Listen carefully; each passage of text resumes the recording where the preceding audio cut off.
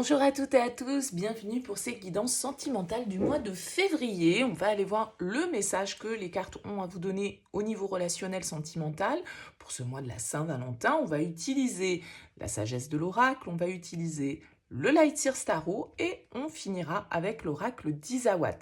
Alors bien évidemment, ces tirages restent des tirages généraux, hein. Vous ne pouvez pas tous vous y retrouver, c'est normal, donc vous ne prenez que si ça fait écho pour vous. Vous laissez de côté si ça ne vous parle pas, il n'y a pas de problème là-dessus. Allez voir signe ascendant, allez voir signe lunaire pour des messages complémentaires éventuellement. Et puis si vous souhaitez développer avec moi dans le cadre d'une guidance personnalisée, vous avez mon mail qui apparaît dans cette vidéo, lililatarot@yahoo.com. Je fais toujours une approche préalable avant la première consultation pour voir si je cerne bien votre situation. Donc quand vous me contactez dans votre mail, ne me donnez aucun élément, si ce n'est des prénoms, des dates de naissance et le domaine. C'est pro, c'est sentimental, c'est financier. Pointe à la ligne, ne me posez pas de questions parce que dans votre question, il y a déjà des infos, tout compte fait. Donc restez vraiment très large. Je reviens vers vous après, bien sûr, pour vous expliquer mon fonctionnement. Mais le but, c'est vraiment de partir d'une page blanche, donc ne m'influencez pas ou ne me donnez pas d'éléments dans ce premier contact pour pouvoir partir vraiment sur des bases neutres. Voilà pour le préambule, on se retrouve tout de suite pour votre tirage.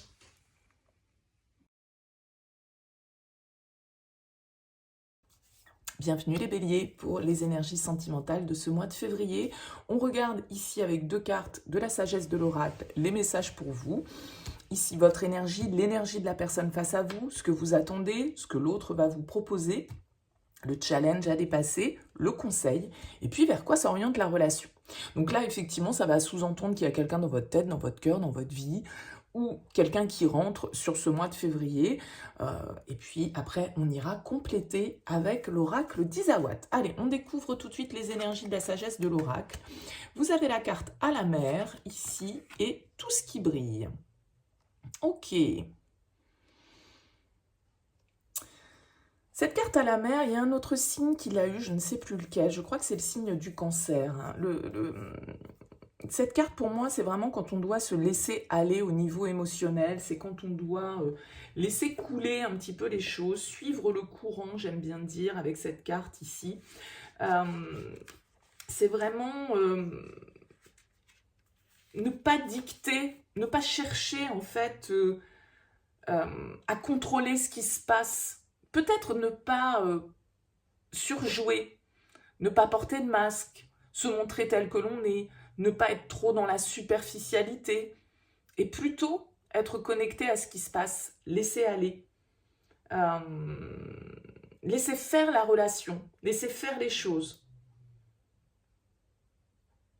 Il y a l'idée là de se détendre en fait avec cette carte à la mer et de voir où mène le parcours. Parce que vous avez quand même ici une très jolie carte avec la carte de l'âme sœur, hein, qui est en dos de deck. Donc, dans un tirage sentimental, c'est plutôt pas mal.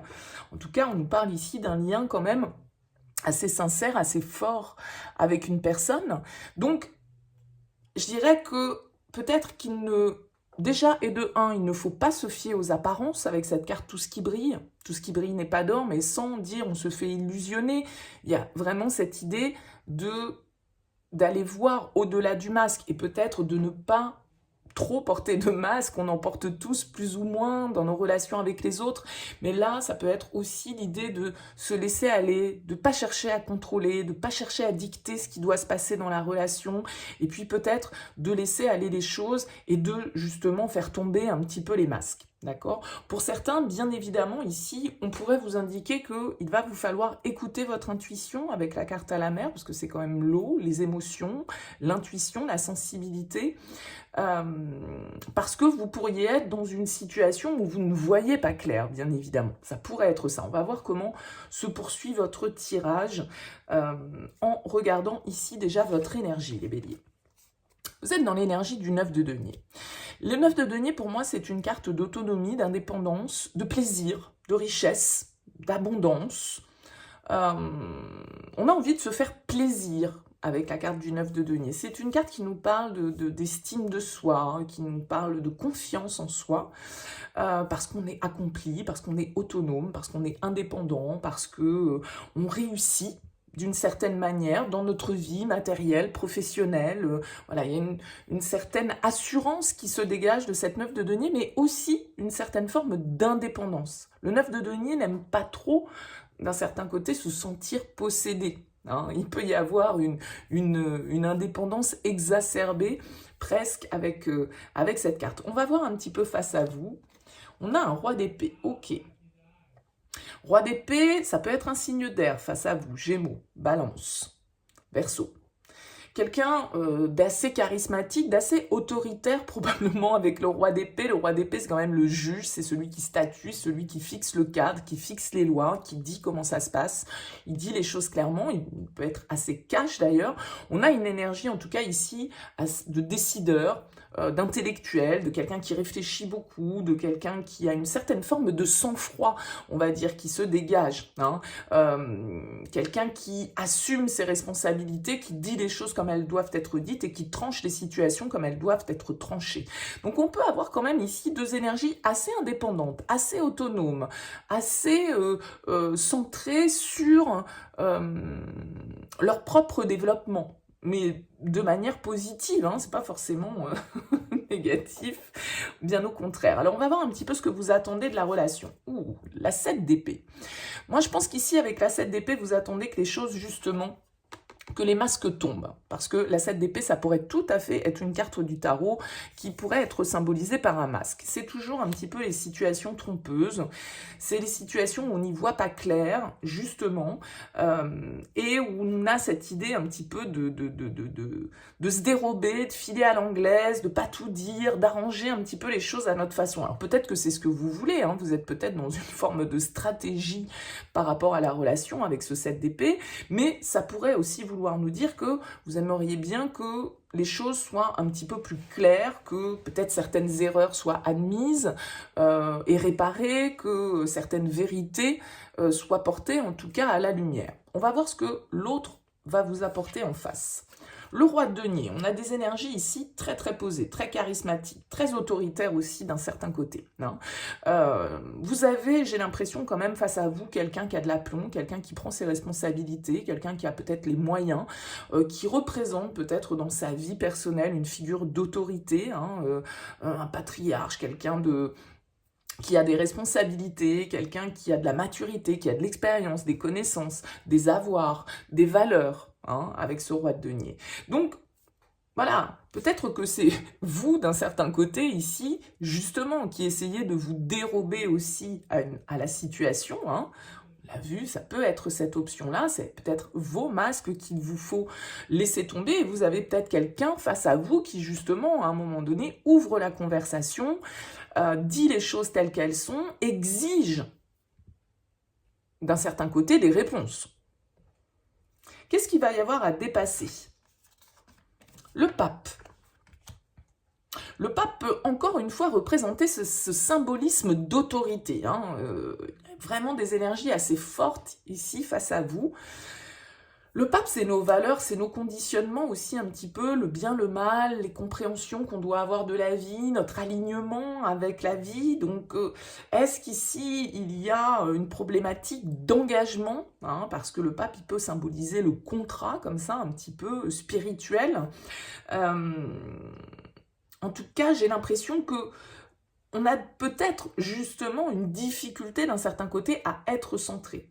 Peut-être parce que vous êtes trop, justement, parce que c'est vous qui avez cette énergie du plaisir et de la beauté avec le 9 de denier, et qui pouvait être, du coup, dans une certaine forme, entre guillemets, d'attachement à une superficialité, ou en tout cas à vous montrer très indépendant, très sûr de vous, très confiant, et du coup, peut-être que, voilà, vous n'êtes pas tout à fait honnête dans la manière dont vous entretenez la relation. Donc, il va s'agir peut-être de se découvrir un petit peu, de devoir se mettre un petit peu plus à nu ici, et puis d'arrêter de se défiler peut-être par rapport à la situation. Ouais, le conseil, c'est le chevalier de coupe. Donc le conseil ici, c'est quand même de s'ouvrir émotionnellement, parce que le chevalier de coupe, c'est le romantique.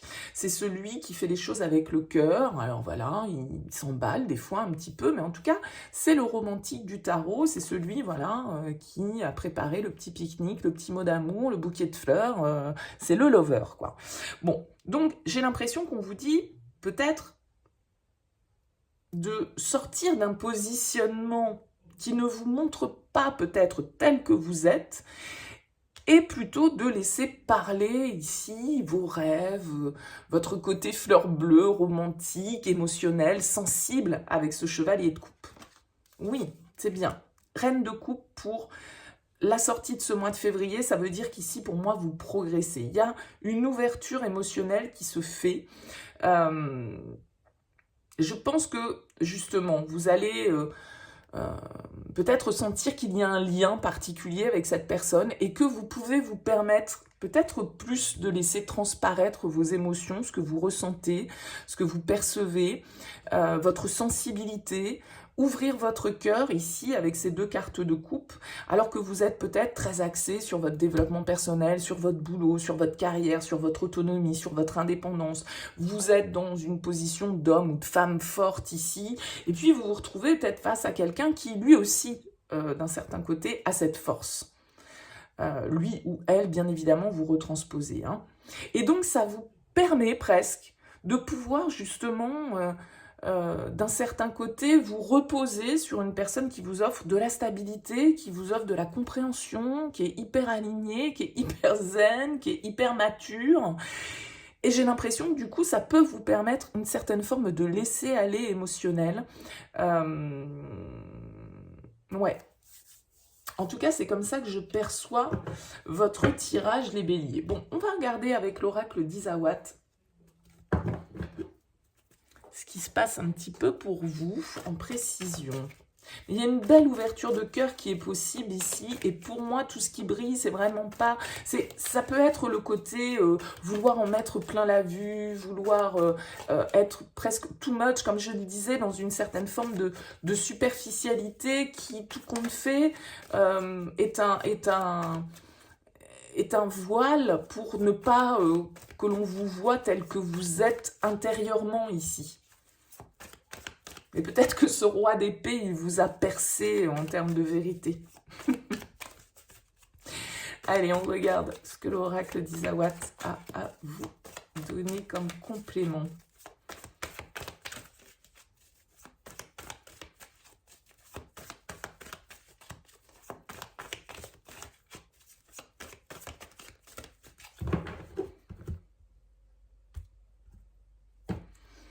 L'aiguillage, nouvelle direction, et l'abeille. C'est le travail sur soi. L'illumination.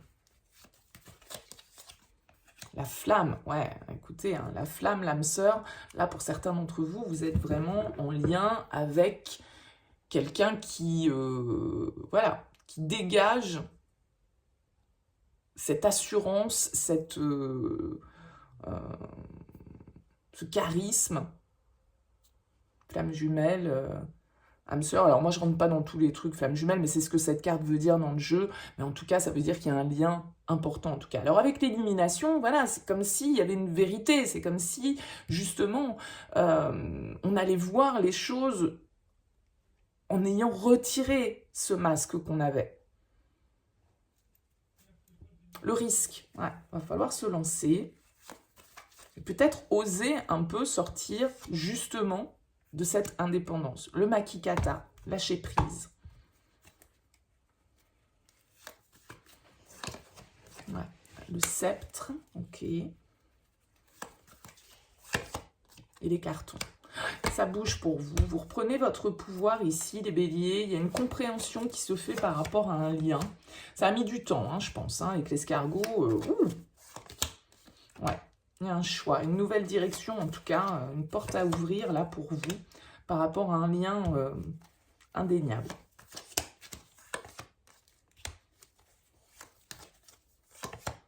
Ouais. Il y a encore une fois l'idée de devoir se lancer, peut-être de prendre le risque de souffrir, parce que c'est ça un petit peu les histoires d'amour, c'est-à-dire que, bah oui, peut-être qu'on se défile, peut-être qu'on n'ose pas, peut-être qu'on se cache un petit peu certaines vérités aussi, et puis on évite tout compte fait d'être confronté à cette partie sentiment. Donc effectivement, c'est prendre le risque éventuellement que ça puisse ne pas se terminer, ou enfin, bon, vous voyez l'idée, quoi. Mais il y a vraiment cette ouverture pour vous, donc...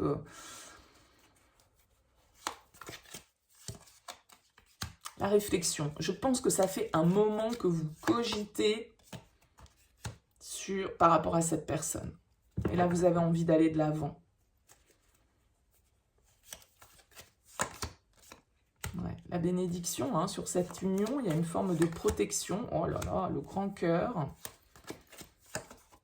Et l'aurore. Il y a un nouveau départ, très clairement. Écoutez. Que dire de plus? Il y a une rencontre pour vous. Soit c'est quelqu'un que vous avez déjà rencontré récemment, avec la carte de la rencontre, soit il y a quelque chose pour vous sur ce mois de février. Vous avez un tirage quand même très très beau qui nous parle d'un lien très fort ici. Il va falloir...